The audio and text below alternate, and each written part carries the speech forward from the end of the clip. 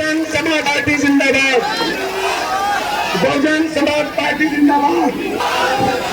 भाई आकाश आनंद जी, आप संघर्ष करो।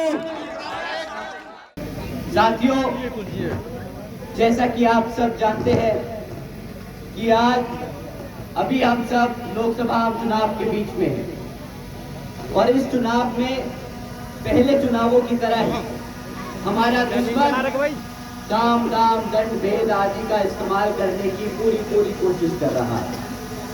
साथियों, इस दुश्मन को आपको समझना और पहचानना बहुत जरूरी है। आप इनकी पहचान कैसे करेंगे? साथियों, ये दुश्मन आपसे, आपके मूवमेंट पे सीधा वार नहीं करते। ये बहुत समझदार है। ये आप पे कभी सामने से आके वार नहीं करेंगे। ये आपके बीच में छुपकर, आपके जैसे बनकर, बहरूपियों की तरह आप लोगों को गुमराह करने का काम करेंगे। जब भी आप वोट डालते हैं किसी के कहने पर, आप 2 बार सोचिए कि वो क्या कह रहा है। क्या वो आपके हकों की बात कर रहा है? क्या वो आपके बहन जी के अच्छे की बात कर रहा है? क्या वो मान्यवर साहब के अच्छों की बात कर रहा है? अगर उसने ये बातें करी है तो आप हाथी का बटन दबाएं और आगे बढ़ जाएं। अभी जी ने अपने गरीबों के लिए क्या किया? अपने प्रदेश के गरीब भाइयों बहनों के लिए क्या किया? साथ ही उन्होंने गरीब बालिका आशीर्वाद योजना चलाई, जिसके तहत 3,25,000 से ज्यादा बच्चियों को बहन जी ने 1-1 लाख रुपए देने का काम किया। साथियों, देश में पहली बार गरीब घर के पैदा हुए बच्ची को बहन जी ने लखपति बनाने का काम किया। इसी क्रम में साथियों, बहन जी की सरकार में प्रदेश में पहली बार व्यवसायिक technical institute, engineering colleges, polytechnic एवं इंडस्ट्रियल इंस्टीट्यूट्स में अन्य पिछड़े वर्गों के लिए 27% सीट आरक्षित करने का काम किया। और साथ ही साथ देश में पहली बार सरकारी कॉलेजेस के स्टूडेंट हॉस्टल्स में 27% आरक्षण देने का काम किया अपने पिछड़े समाज के भाइयों के लिए।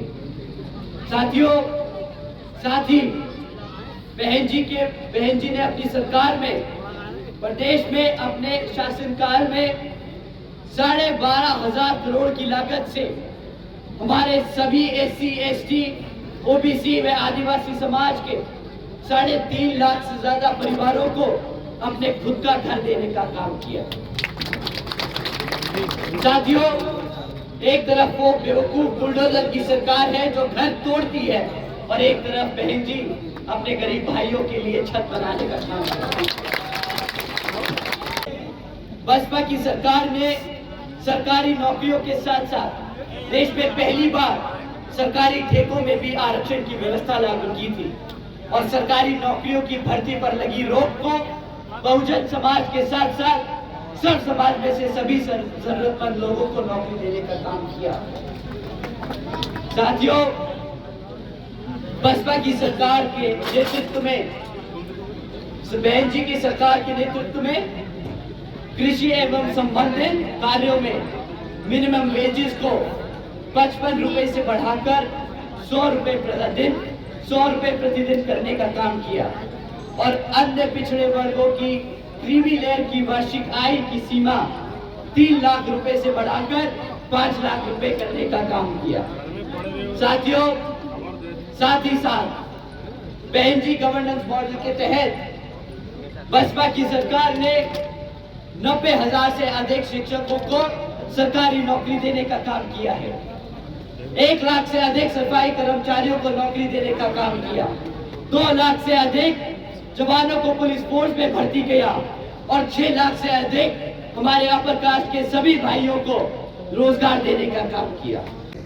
वामसेफ, DS4 वे PSP के जन्मदाता एवं संस्थापक मान्यवर साहब श्री कांशीराम जी के बताए हुए रास्ते पर चलकर परम पूज्य बाबा साहब डॉक्टर भीमराव अंबेडकर जी के मानवतावादी व व आत्मसम्मान व स्वाभिमान के मूवमेंट के कारवां को अपने आजीवन त्याग, तपस्या व कड़े संघर्ष के जरिए नई राजनीतिक ऊर्जा, शक्ति प्रदान की है तथा उत्तर प्रदेश जैसे विशाल महत्वपूर्ण राज्य के चार बार अपनी बीएसपी के नेतृत्व में सरकार बनाकर खासकर बहुजन समाज के लिए ऐसी मिसाल बन गई हैं जिनसे प्रेरणा लेकर करोड़ों लोग यहाँ सामाजिक परिवर्तन व आर्थिक तरक्की के मिशनरी कार्य से जुड़ चुके हैं। इतना ही नहीं बल्कि मैं भी उनके इस नेतृत्व से प्रभावित होकर बीएसपी मूवमेंट से जुड़ा हूं और इनके पद चिन्हों पर चलकर उस मिशनरी दायित्व, कर्तव्य व फर्ज को पूरा करना चाहता हूं। बीजेपी को वोट दो, अल्लाह अनाना फलाना पार्टी को वोट दो, तो साथियों समझ जाइए वो बहरू भी आपके सामने खड़ा है। साथियों, पिछले कुछ सालों से ये बहरूपिये आप लोगों के बीच में एक अफवाह फैलाने का काम कर रहे हैं। ये आपको बता रहे हैं कि बहुजन समाज पार्टी आगे नहीं बढ़ पा रही क्योंकि उस पर किताबों का बोझ है, परंतु ये आपको सच नहीं बताएंगे।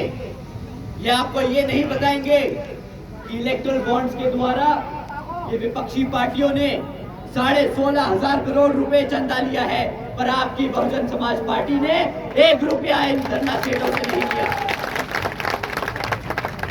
साथियों, बीजेपी, कांग्रेस, समाजवादी पार्टी से लेकर 25 राजनीतिक दलों ने इन नेताओं से, इन धरना सेठों से 16,500 करोड़ रुपए लिए, परंतु आपकी बीएसपी आज ही नहीं बल्कि जब से बीएसपी स्थापित हुई है तब से अपने कार्यकर्ताओं के तन, मन और धन से इलेक्शन लड़ती आई है और आगे भी अपने सच्चे कार्यकर्ताओं के तन, मन, धन से ही लड़ती जाएगी।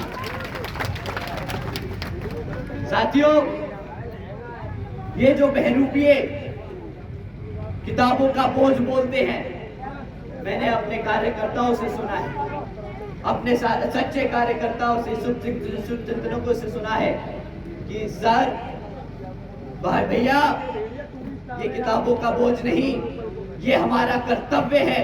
अपने बाबा साहब, अपने मान्यवर साहब, अपनी बहन जी के मूवमेंट को आगे बढ़ाने के लिए हम इसको बोझ नहीं, अपना कर्तव्य मानते हैं। आखिरी बात अपने बीच में रखना चाहूंगा इन विपक्षियों के बारे में। एक और पार्टी है, वो अपना हाथ दिखाकर हमारा बेवकूफ बनाती आई है। आज बोलती है कि हम सभी अपने SC, ST, OBC व पिछड़े समाज के लिए रिजर्वेशन का काम देने का काम करेंगे, परंतु उस कांग्रेस पार्टी से कोई पूछे कि भाई पिछले 60 साल से जब इस भारत की आवाम ने तुम्हें सत्ता में बिठा कर रखा था तो तब तुम लोग कहाँ थे? तब हमारा समाज तुम्हें याद नहीं आया क्या? 60 साल तक साथियों इन्होंने हमारे साथ अत्याचार किया है, हमें दबाने का काम किया है। आप जानते हैं ना कि मंडल कमीशन की रिपोर्ट लागू कराने के लिए हमें किस किस को मेहनत करनी पड़ी थी, किसको संघर्ष करना पड़ा था? साथियों, किसकी सरकार थी? बीपीसी की सरकार थी।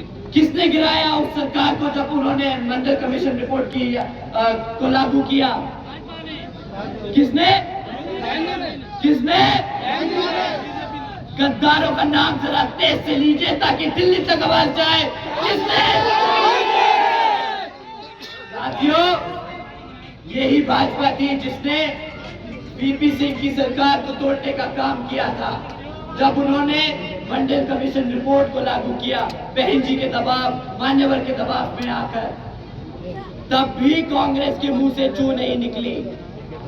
साथियों, उसके बाद बाबा साहब को भारत रत्न की उपाधि के देने के लिए किसने संघर्ष किया? किसने संघर्ष किया? कहां थे ये कांग्रेसी? कहां थे ये कांग्रेसी जब बाबा साहब को भारत रत्न की उपाधि देने की बात आई? नहीं दिया इन्होंने। वो भी बहन जी को, मान्यवर साहब को संघर्ष करना पड़ा। तो साथियों, जो आपके गुरु को, जो आपके भगवान को सम्मान नहीं दे सकता, वो उसके समाज को कहां से सम्मान देगा। ज्योतिराव फुले जी, संविधान निर्माता पूजनीय डॉक्टर भीमराव अंबेडकर जी, किसानों के मसीहा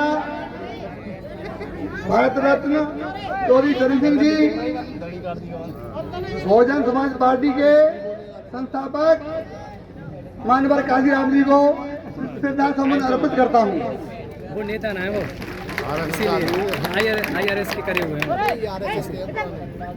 बहुजन समाज पार्टी की राष्ट्रीय अध्यक्ष माननीय बहन जी, जो पार्टी के नाम 4 बार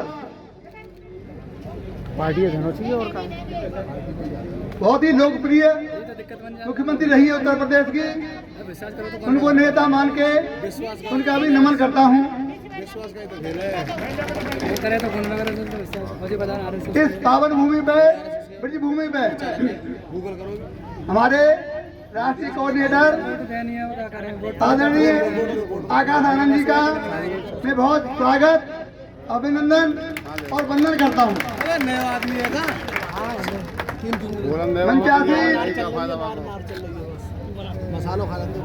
हमारे सबके चहेते पूजनीय 8 बार के विधायक और मंत्री जी पंडित श्याम शर्मा जी, और इस पे मंच पर उपस्थित बहुजन समाज पार्टी के कोऑर्डिनेटर गोरेलाल जी, हेमंत कुमार जी, इस काम कैसे करेंगे लोग और सभी सम्मानित अन्य पदाधिकारी, और मैं आप बताता हूँ, मैं आपका नमन। 10 साल से आपने अभी तक सांसद को देखा है कभी? तो आप चाहते हो कि आपके ऐसे सांसद रहें, आप उनको वोट दे दें और बाहर चले जाएं? आप चाहते हो ऐसी बात? नहीं चाहते हैं तो आप देखिए, आपको सांसद ढूंढना पड़ता है और कोई भी काम पड़ता है, कुछ भी सुख दुख का काम हो, आपको सांसद कोई नहीं मिलता। ऐसा लगता है हमारी ब्रजभूमि सांसद भीन हो गई है। और हम लोग, क्योंकि हम तो ब्रजवासी हैं, अतिथियों का बहुत स्वागत करते हैं, तो 2 बार हम स्वागत कर चुके हैं। और मेरा आपसे निवेदन है कि अतिथि को विदा करिए, ताकि आप लोग ही इस पद पे आ सकें, सांसद बन सकें। हम लोग सांसद को ढूंढते रहते हैं, सांसद कहीं नहीं मिलती, पूछने पर भी नहीं। आप तो छोड़िए, मैं एक अधिकारी रहा हूं और आप लोगों की कृपा से जिले का सम्मानित व्यक्ति हूं। मैं भी अभी 10 साल में अभी एक बार भी नहीं मिला हूं। बाकी लोग भी जो इतने बड़े पदों पे आसीन हैं, वो भी नहीं मिल सकते हैं। विकास सांसद आपका प्रतिनिधि होता है और जिले का विकास कराता है। आप विकास देखिए, मैं तो गांव में रहता हूँ, तलहटी में मथुरा आने जाने का और पूरा घूमने का रहता है। देखिए आप लोगों की हालत क्या है, हर जगह जाम मिलता है, धार्मिक स्थलों पे सुविधा भी उपलब्ध नहीं है, सभी लोग परेशान हैं। तो विकास तो मथुरा का चाहते हो, होना चाहिए नहीं होना चाहिए?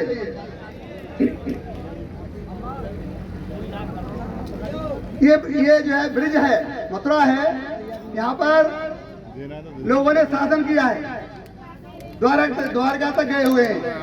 क्या आपको अच्छा लगेगा बाहर के लोग आके यहाँ पर शासन करें? आपको मंजूर है? यदि आपको मंजूर नहीं है तो आप हमको लेके आइए।